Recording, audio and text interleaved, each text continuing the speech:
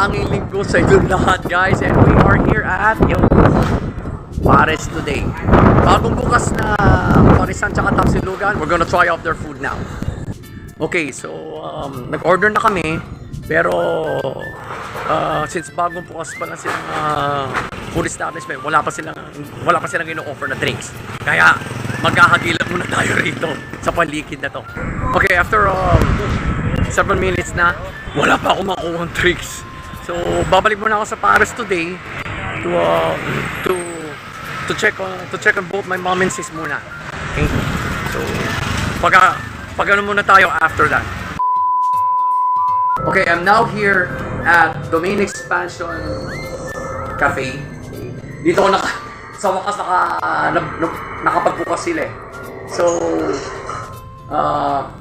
I just ordered our drinks here and hopefully makabalik ako. Okay. Habang ginagawa nila, naghihintay ako rito. Pero don't worry guys, babalik din tayo to. Hello guys, nandito na ako, kumakain na ako, so was able to secure drinks ko. Domain Expansion Cafe kanina. Ubusin mo na yun. Yung drinks. Now, eto, Itong silog. okay, yan ang in-order ko ito, yung mga top of the line nila. So far, sauce.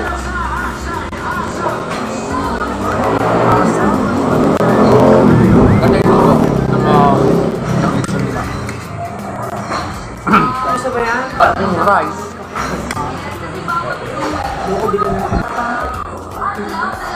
ako yung luto.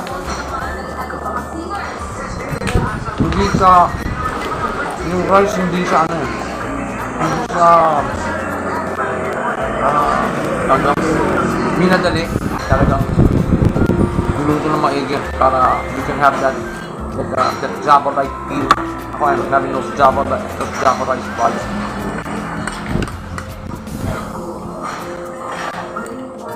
Gusto yung silog to actually, kaya itlog.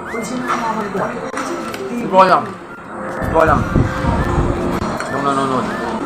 Well,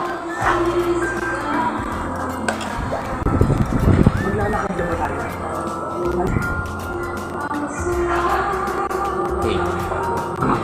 Ngayon, very courteous, very friendly yung mga tauhan dito. They even offered me a new soup. Kasi medyo malaki dito, pero sabi ko, nope, okay na. Dahil masarap.